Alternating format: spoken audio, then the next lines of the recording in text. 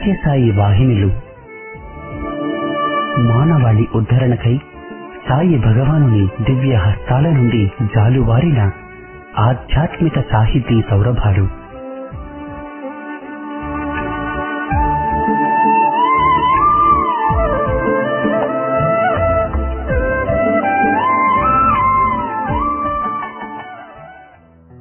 ఓం శ్రీ సాయిరాం. 1958 మహాశివరాత్రి పర్వదినం నాడు భక్తుల ప్రార్థన మేరకు స్వామి స్వయంగా పేరునిస్తూ సనాతన సారథి అనే మాసపత్రికను ప్రారంభించారు.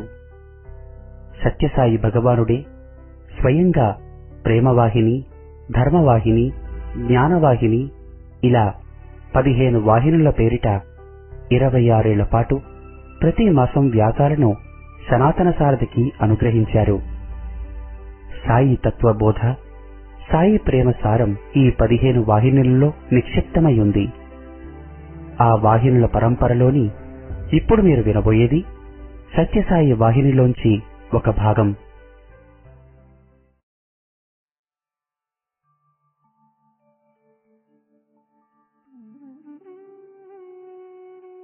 దివ్య స్వరూపము.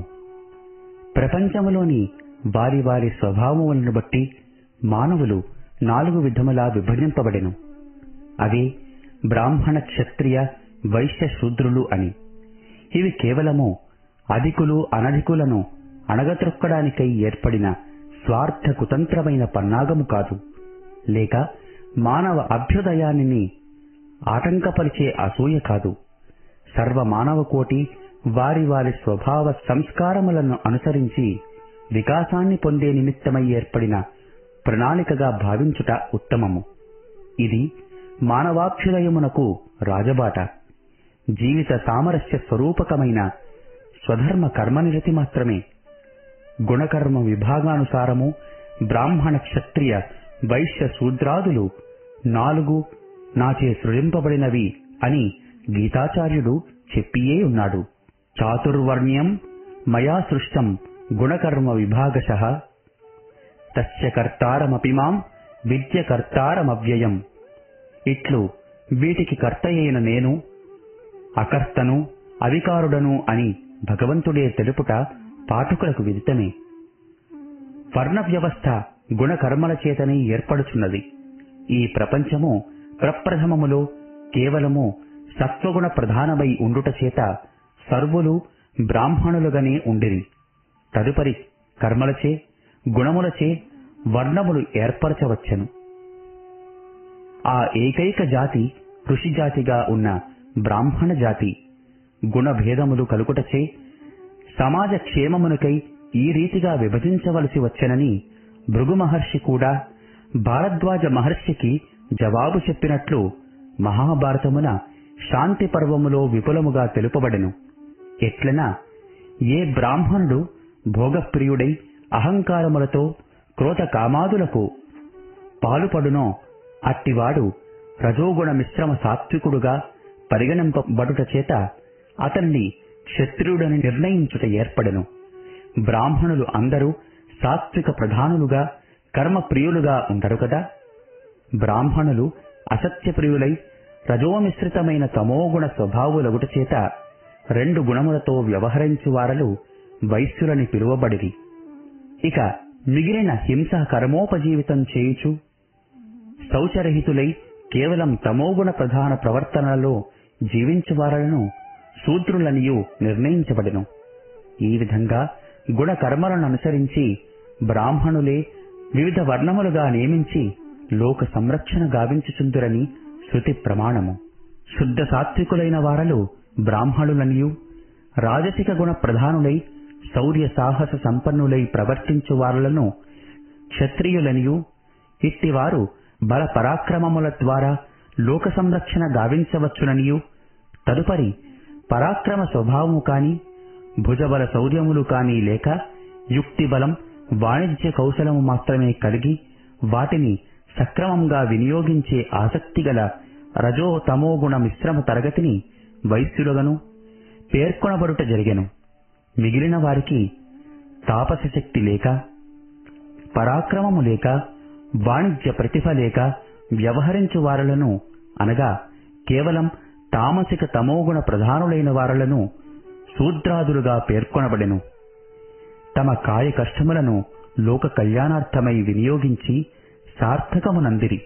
పై 4 వర్ణములు వేరువేరుగాక ఒక్క దేహముగనే నిరూపించి ఒకటి ఉత్తమము మరొకటి అధమము అను భేదములకు స్థానము లేక తమ తమ స్థానములందే ఉండి ప్రతి మానవుడు తన స్థితికి తగిన రీతి వర్తించి పరమస్థితిని అందుకొనవచ్చునన్న విశాల భావముతో ఈ ప్రాచీన వైదిక వర్ణ వ్యవస్థ దైవ నిర్ణయంగా ఏర్పడెను.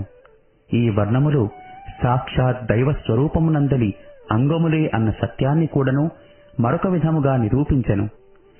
బ్రాహ్మణ క్షత్రియ వైశ్య శూద్రాదులను చతుర్విధ వర్ణములు విరాట్ రూపుని అనగా భగవంతుని వివిధ అవయవములుగా దర్శించిరి. ఋగ్వేదమున పురుష సూక్తమునందు తెలుపబడిన భగవద్వాక్యమును పట్టి చూచిన సత్యము స్పష్టము కాగలదు. బ్రాహ్మణోస్య ముఖమాసీత్ బాహూరాజన్యః కృతః ఊరు తదస్య యద్వైశ్యః పద్భ్యాం శూద్రో అజాయత. ఇట్లు శుద్ధ సాత్విక స్వభావులు జ్ఞాన ప్రధానులు అయినవారు అనగా బ్రాహ్మణులు భగవంతుని ముఖంగా, శౌర్య ప్రధానులు భుజబలముతో సాత్విక రాజసిక మిశ్రమ స్వభావులగు వారు క్షత్రియులు భగవంతుని బాహువులుగను, రజోగుణ మిశ్రితమై తమోగుణ స్వభావులైన వాణిజ్య కుశలులైన వారు వైశ్యులు, వీరు భగవంతుని ఊర్వులుగను, దైహిక కృషి ప్రధానులై అనగా శారీర శ్రమికులైన తమోగుణ సంపన్నులైన శూద్రులు భగవంతుని పాదములుగను నిర్ణయించి ఈ అద్భుత అలంకార స్వరూపుడు భగవంతుడే అని ఋగ్వేదము అభివర్ణించుచూ వచ్చెను. అయితే ఈ పవిత్రమైన గంభీరమైన అర్థమును అందించే ఈ వర్ణములు స్వార్థపరుల చేత చిక్కుట చేత, సంకుచిత హృదయుల భావములలో పడుట చేత వివేకహీనులు దీనికి తమకు తోచినట్లు వ్యాఖ్యానములు వ్రాసి లోకమునకు మహా అపకారము చేయుట చేత ఈనాడు వర్ణములంటే అధికులు అల్పులను అణగద్రొక్కుటకై కల్పించిన కల్పనలని దువ్విదీయుచున్నారు. వర్ణములు సాక్షాత్ జనతారూప జనార్దనుని దివ్యమూర్తి అనియు సర్వాంగ సుందరుడైన పరమేశ్వరుని ప్రత్యక్ష స్వరూపమనియు గుర్తించుకోలేకపోవటం చాలా విచారం.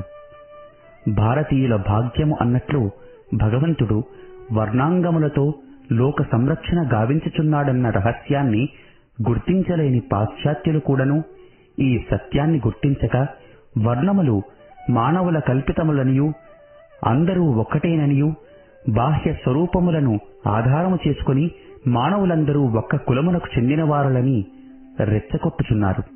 నిజమే, మానవులందరూ ఒక్క కులమునకు చెందినవారే. కాని గుణకర్మలను పట్టి తెగలు ఏర్పడుట ఎవ్వరునూ కాదనలేదు. ఈ భేదములు తప్పినవి కావు. లోకమున అందరూ సాత్వికులు లేరు, ఏ కొద్దిమంది మాత్రమో కలరు. అట్లని అనగా మానవులందరూ ఆకారమును బట్టి ఒక్కటే అని చెప్పుటకు వీలు కాదు. సాత్వికులు, రాజసికులు, తామసికులు, మిశ్రమ తరగతి అని చెప్పక తప్పదు కదా. వీటినే వర్ణములని చెప్పబడెను. దీనిని ఎవరు కాదందురు? లోక సామాన్యముగా శూద్రులని చెప్పు శుద్ధ తమోగుణ ప్రధానులలో ఎంతమంది శుద్ధ సాత్విక స్వభావులు లేరు? శుద్ధ సాత్వికులమని చెప్పబడు బ్రాహ్మణులలో శుద్ధ తమోగుణ ప్రధానులు ఎందరూ లేరు? కాన కేవలము ఆకారమును పట్టి మాత్రమే కాక, వారి జన్మలను పట్టి మాత్రమే కాక, కర్మ గుణములను పట్టి నిర్ణయించునవే వర్ణములన్న విషయాన్ని భారతీయ వైదిక మతము విపులముగా వివరించుచున్నది. చాతుర్వర్ణములు ఏకైక భగవంతుని యొక్క వివిధాంగములు. ఏ వర్ణమైనా దాని స్థానములో అది ఘనమైనదే. అన్ని వర్ణముల ఆశయము తమ తమ ధర్మముల ద్వారా జనసేవ రూపములో జనార్దనుని సేవ చేయుటే. కొందరు శూద్రులకు తపో అధికారము లేదనియు, బ్రాహ్మణునకు తపో అధికారము ఉన్నదనియు కొంత వాదన. ఇక్కడ ముఖ్యంగా మనం గమనించదగది విషయము, శూద్రుడనగా శూద్రజన్మకు కాదు, శూద్రత్వమునకు. బ్రాహ్మణుడనగా బ్రాహ్మణ జన్మకు కాదు, బ్రాహ్మణత్వమునకు.